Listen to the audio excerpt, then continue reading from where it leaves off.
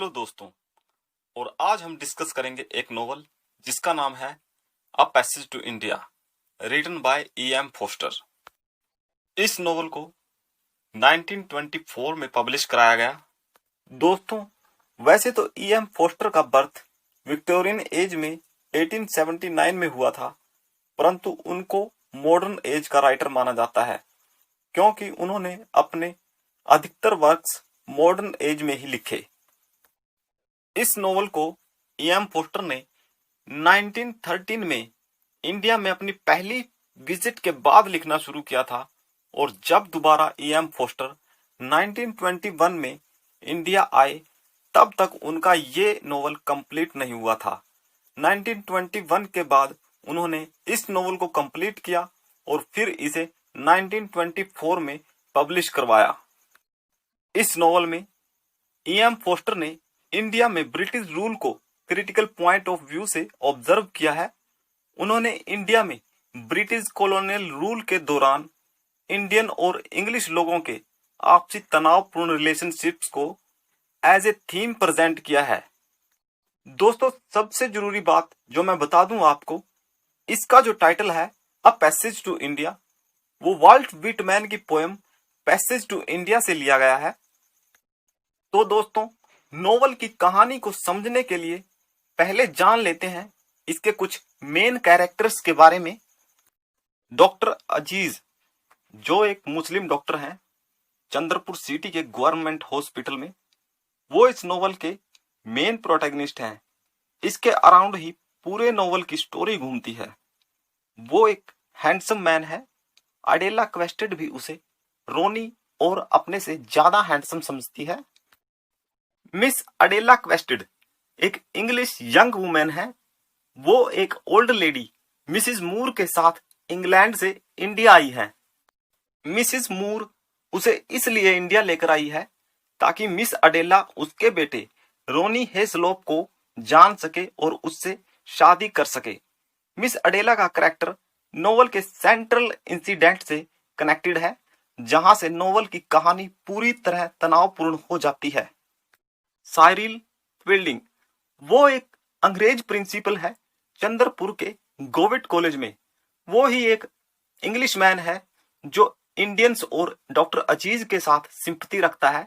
Novel के अंत में वो मिसिस मूर की डॉटर स्टेला से शादी कर लेता है। मिसिस मूर एक अंग्रेज ओल्ड लेडी है। वो चंद्रपुर के सिटी मैजिस्ट्रेट रोनी हेस्लोप की मदर है। रोनी हेस्लोप उसके फर्स्ट हस्बैंड का सन है, क्योंकि मिसिस मूर की 2 शादियां हुई थी।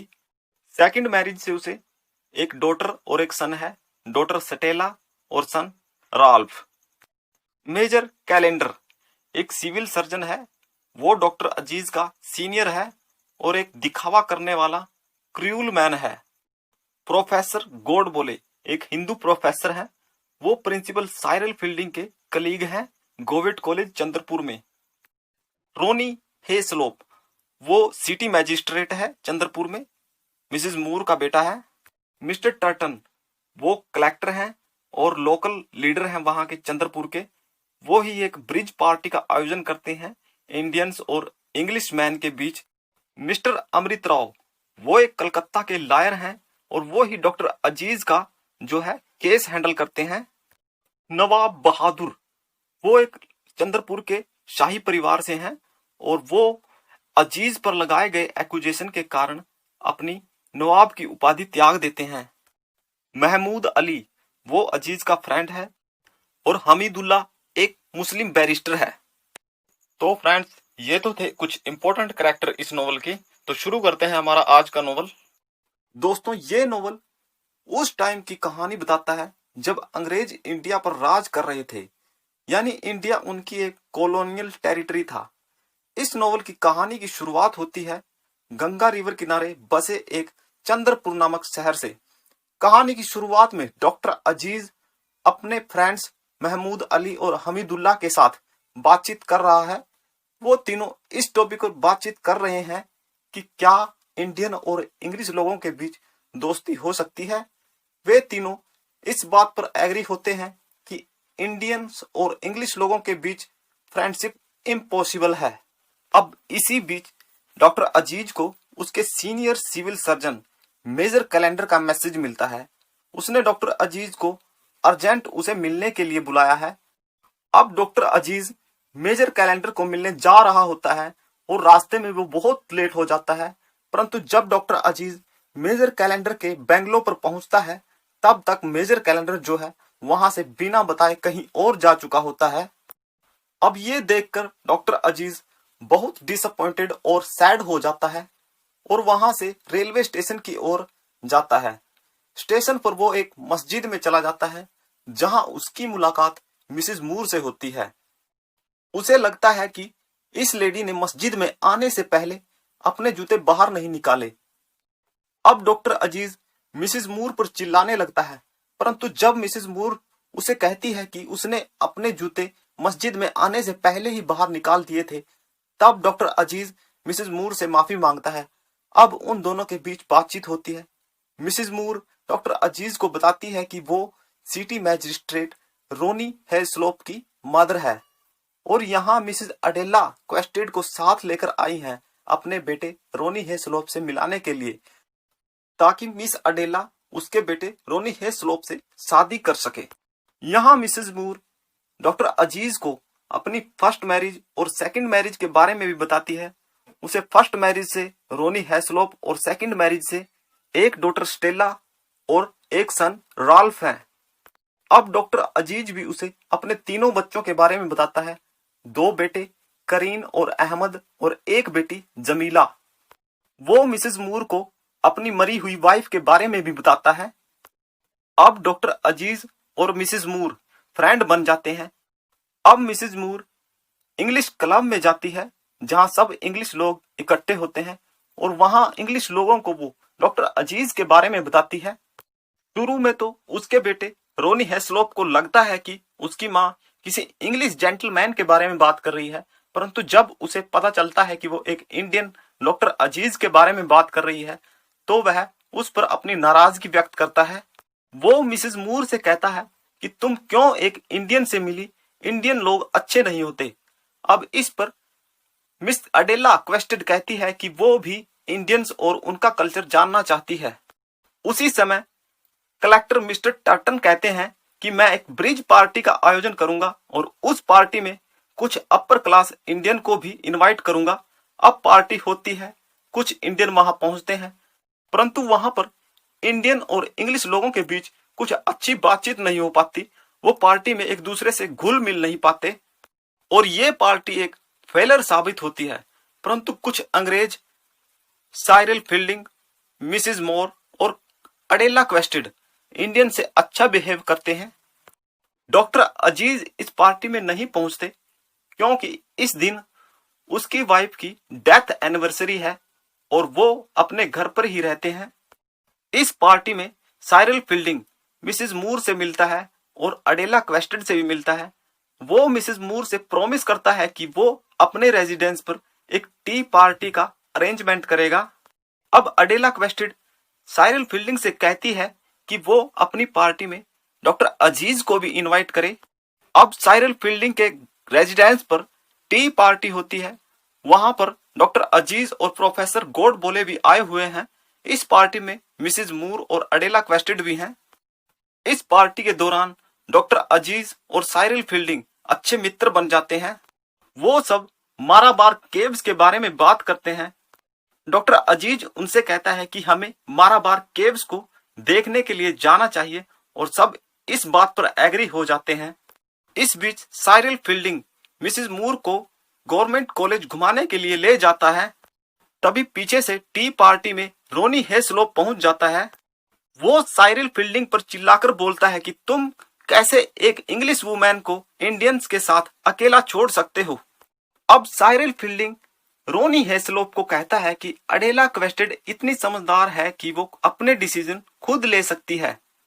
अब अगले दिन माराबार केव्स पर पिकनिक के लिए डॉक्टर अजीज, मिसेस मूर और अडेला क्वेस्टेड स्टेशन पर पहुंचते हैं, परंतु प्रोफेसर गॉड बोले और साइरल फील्डिंग अपनी ट्रेन मिस कर देते हैं। अब डॉक्टर अजीज मिसेस मूर और मिस अडेला के साथ माराबार केव्स पर पहुंचते हैं। वे वहां पहुंचकर गुफाओं को देखते हैं और हिल्स को देखते हैं। जब वो गुफा के अंदर एंट्री करते हैं तो मिसेस मूर को वहां पर कुछ अजीब सा फील होने लगता है और वो मेंटली अनबैलेंस हो जाती है, उसका दम घुटने लगता है। और अब मिसेस मूर आगे नहीं जाती, वो गुफा के बाहर ही रहती है। अब मिस अडेला और डॉक्टर अजीज एक गाइड के साथ गुफाओं को देखने के लिए आगे बढ़ते हैं और वो हिल्स पर पहुंच जाते हैं। इसी बीच मिस अडेला क्वेस्टेड डॉक्टर अजीज से एक प्रश्न पूछती है कि क्या तुम्हारी और भी वाइफ्स हैं। इस पर डॉक्टर अजीज बहुत ही निराश हो जाता है, उसे बहुत अजीब फील होता है और बुरा महसूस करता है और वो वहां से किसी दूसरी गुफा में चला जाता है। और अब जब वो वहीं वापस आता है जहां वो मिस अडेला क्वेस्टेड को छोड़कर गया था, तो वो वहां देखता है कि यहाँ पर मिस अडेला क्वेस्टेड नहीं है। अब वो गाइड से पूछता है कि मिस अडेला क्वेस्टेड कहाँ गई हैं। तब गाइड बोलता है कि वो एक गुफा में चली गई हैं। इस पर डॉक्टर अजीज को बहुत चिंता होती है और वो मिस अडेला को ढूंढने के लिए उसी गुफा में चला जाता है। उस गुफा के बाहर डॉक्टर अजीज को मिस अडेला क्वेस्टेड की एक टूटी हुई दूरबीन मिलती है और जब वो हिल से नीचे देखता है तो वो देखता है कि मिस अडेला क्वेस्टेड नीचे किसी दूसरी वुमेन के साथ खड़ी है जिसका नाम है मिस डेरेक। साइरल फील्डिंग भी मिस डेरेक की कार में वहां पर आ चुका है। इस बीच मिस अडेला क्वेस्टेड अपने आप को जख्मी कर लेती हैं और वो मिस डेरेक की कार में बैठकर वहां से बिना बताए चली जाती है। अब डॉक्टर अजीज नीचे आता है और साइरल फील्डिंग से मिलता है और उनको सलाम करता है। अब पिकनिक के खत्म होने पर सभी लोग ट्रेन में बैठकर वापस रेलवे स्टेशन की तरफ जाते हैं। जैसे ही ट्रेन रेलवे स्टेशन पर रुकती है, वहां पर बहुत सी पुलिस इकट्ठी हो जाती है और डॉक्टर अजीज को वहां पर गिरफ्तार कर लिया जाता है। वहीं पर डॉक्टर अजीज और साइरल फील्डिंग को पता चलता है कि मिस अडेला क्वेस्टेड ने डॉक्टर अजीज पर सेक्सुअली मोलेस्टेशन का आरोप लगाया है।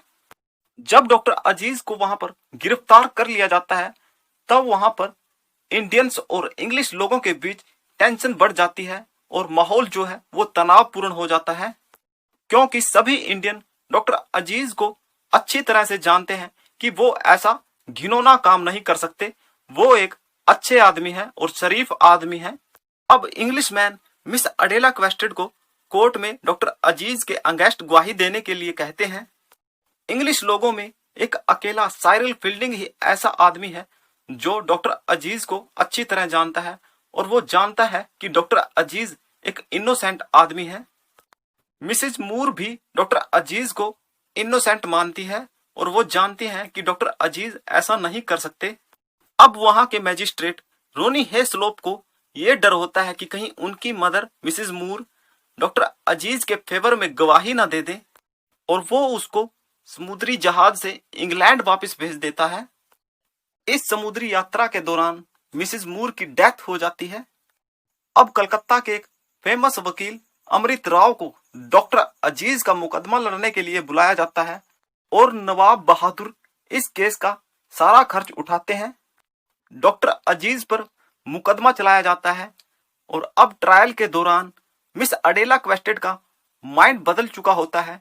वो अपने आप को घृणित महसूस करती है और कोर्ट में गवाही देती है कि डॉक्टर अजीज बेकसूर है, उन्होंने उसे सेक्सुअली असल्ट करने की कोशिश नहीं की थी, बल्कि उन्हें वहां पर भ्रम हो गया था। और मिस अडेला क्वेस्टेड की इस गवाही के साथ डॉक्टर अजीज इस केस से बरी हो जाते हैं और बेकसूर साबित हो जाते हैं और इंडियंस अब इस जीत से खुश होते हैं। वो इंग्लिश लोगों के अगेंस्ट नारेबाजी करते हैं। इंग्लिश लोग और औरतें दोनों ही अडेला क्वेस्टेड के खिलाफ हो जाती हैं और रोनी हेस्लोप अडेला क्वेस्टेड को अपने घर से निकाल देता है और उससे अपनी एंगेजमेंट भी तोड़ देता है। अब अडेला क्वेस्टेड के पास रहने का कोई ठिकाना नहीं होता। इस पर साइरल फील्डिंग उन्हें अपने घर पर रखता है और तब तक अपने घर पर रखता है जब तक उनका इंग्लैंड जाने का कोई अरेंजमेंट नहीं हो जाता।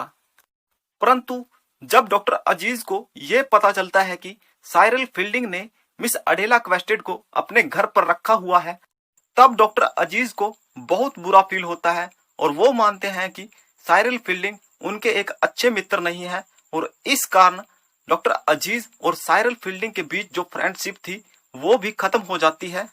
अडेला क्वेस्टेड अब इंग्लैंड जा चुकी थी और साइरल फील्डिंग भी इंग्लैंड जा चुके थे। अब डॉक्टर अजीज साइरल फील्डिंग के बारे में सोचता है कि वो इसलिए इंग्लैंड गया है ताकि वो मिस अडेला क्वेस्टेड से शादी कर सके और उनकी जो जायदाद है उसको भी हड़प सके। डॉक्टर अजीज अब चंद्रपुर को छोड़ देता है और वो एक हिंदू स्टेट मऊ में पहुंच जाता है, जहां पर वो प्रोफेसर गोडबोले की मदद से एक राजा की पर्सनल फिजिशियन की जॉब को प्राप्त करता है। अब 2 साल बाद डॉक्टर अजीज की मुलाकात मऊ स्टेट में साइरल फील्डिंग से होती है और डॉक्टर अजीज को यह जानकर बहुत खुशी होती है कि साइरल फील्डिंग ने मिस अडेला से नहीं बल्कि मिसेस मूर की डॉटर सटेला से शादी की है। और अब डॉक्टर अजीज और साइरल फील्डिंग के बीच गहरी मित्रता हो जाती है। वो अब दोबारा फिर अच्छे मित्र बन जाते हैं। इस दौरान मऊ स्टेट में जन्माष्टमी का त्योहार मनाया जा रहा है। भगवान कृष्ण की मूर्ति को पानी में विसर्जित किया जाना है। फील्डिंग, सटेला, डॉक्टर अजीज और सटेला का भाई राल्फ चारों समारोह को देखने के लिए बोट्स में जाते हैं। एक बोट में फील्डिंग और सटेला दोनों हैं और दूसरी बोट में डॉक्टर अजीज और राल्फ हैं। चारों जन्माष्टमी के समारोह को सेलिब्रेट करते हैं और उनकी बोट्स आपस में टकरा जाती हैं और वो चारों के चार पानी में भीग जाते हैं। अब फील्डिंग और डॉक्टर अजीज एक फाइनल राइड पर जाते हैं और वहां डॉक्टर अजीज फील्डिंग से कहता है कि इंडियन और इंग्लिश मैन तब तक सच्चे मित्र नहीं बन जाते जब तक इंग्लिश लोग भारत को छोड़कर नहीं चले जाते, यानी जब तक इंडिया अंग्रेजों के रूल से आजाद नहीं हो जाता। और डॉक्टर अजीज को यह पूरा विश्वास है कि आने वाली जनरेशन भारत को अंग्रेजी रूल से आजाद कराएगी। वे दोनों मित्र तो बनना चाहते हैं परंतु ब्रिटिश रूल इंडिया में उन्हें मित्र नहीं बनने देता। तो फ्रेंड्स, ये था novel a passage to India written by E.M. Forster का हिंदी एक्सप्लेन। अगर वीडियो अच्छी लगी हो तो लाइक करें और चैनल को जरूर सब्सक्राइब करें। आपकी सपोर्ट ही मुझे और ऐसी ही वीडियो बनाने पर मोटिवेट करेगी। Thanks for watching.